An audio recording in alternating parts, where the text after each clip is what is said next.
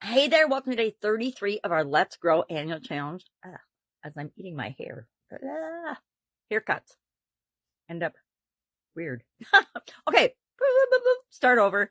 Welcome to day 33 of our Let's Grow annual challenge. Sharon Horne-Ellstrom here, and we're focusing on relationships this month. We're going to go deep into how and what we need to do to grow in our relationships. And that started out yesterday by defining what the heck's a healthy relationship to you. Because we have some things in common, some things that feel right for all of us, and other things that only feel right for us and don't necessarily feel right for other people. So we need to first and foremost define what is good, a good relationship for us. What feels good, what's right for us, what's not right for us, right? Some people need a lot of adventure and excitement. We're going to talk about that today as we identify our relationship core values. Other people want stability and security and comfort zone, and and we're going to talk about different elements and different things that we value and how they show up in our relationships. And our action item today is going to be, of course, to identify our relationship core values. What is most important to you when it comes to the different types of relationships you have in your life?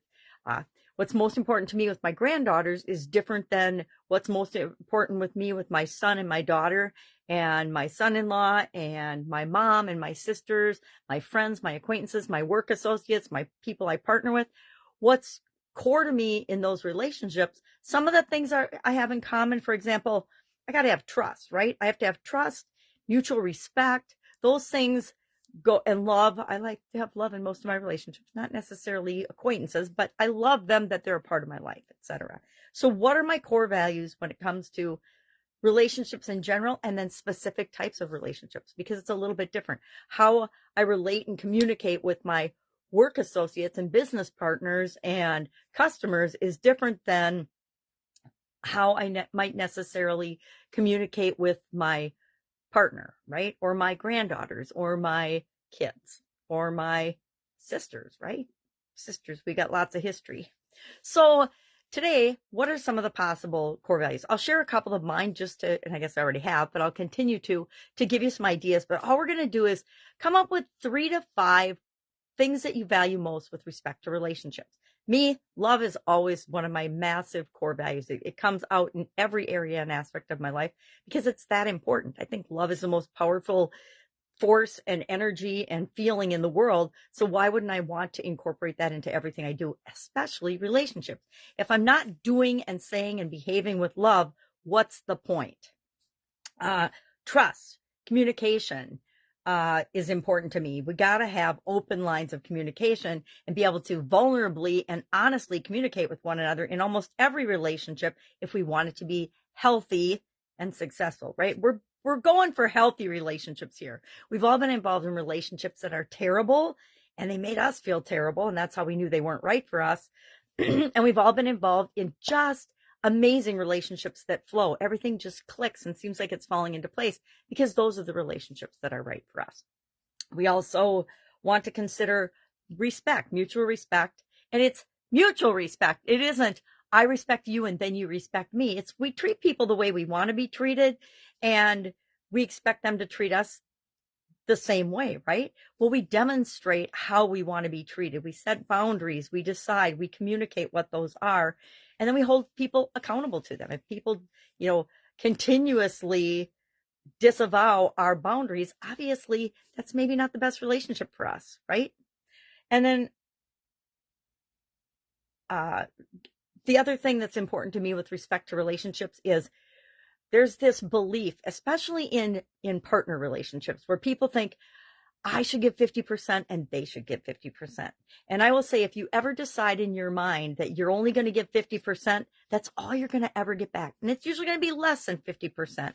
I think that what made my parents' marriage so successful and amazing and such a good example for my sisters and I, and for everybody around them, was that they both gave 100% plus, or all that they possibly could to the relationship and to one another. They were one another's best friend, and they totally believed that they were each so fortunate and lucky for having found the other person. Because although they're different in a lot of ways, I mean, like polar opposites in a lot of ways, it clicked and it worked for them. And part of it was a conscious choice every single day that they were the best person for each other, and that no matter what, they were going to get through it together. So that's a couple of mine. A couple of mine are treat people the way you want to be treated, give, and without any intention of receiving in return, although both parties need to decide that they're going to give 100% if you really, really want to see a successful relationship. And if you look at people that have successful relationships, you'll see that that's a lot of times how it works. And again, remember, we only see a little bit of whatever is going on in anyone's life, including our own, because we only want to see certain parts of what's going on in our own life. So that's our action item today. Go ahead and share if you are brave enough, and you don't have to be very brave to share core values. How brave do I have to be to say, hey, love, trust, respect, treat people the way you want to be treated, give to receive, give 100%, because we get what we give in this life. How hard is it to share that? Not particularly hard or vulnerable, at least not at this point. I guess I've shared it a lot. All right, any questions? Hit me up. There's a guide there's a write-up for this and core values and an example of, I want to say, Charlie and Christy's story in Guide 2 of the Let's Grow Annual Challenge private Facebook group page. You can check that out. It's free to join, right? Any questions, though, I am here for you. Hit me up. And I'll, of course, be with you tomorrow with another relationship growth topic and activity. Have a great day.